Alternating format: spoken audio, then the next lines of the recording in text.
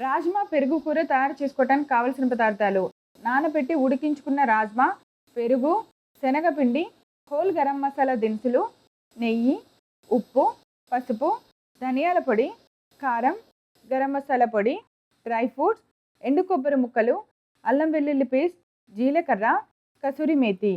రాజ్మా పెరుగు కూర తయారు చేసుకునే విధానం: ముందుగా ఒక మిక్సింగ్ బౌల్ తీసుకొని అందులో పెరుగు, శనగపిండి వేసి బాగా కలపాలి.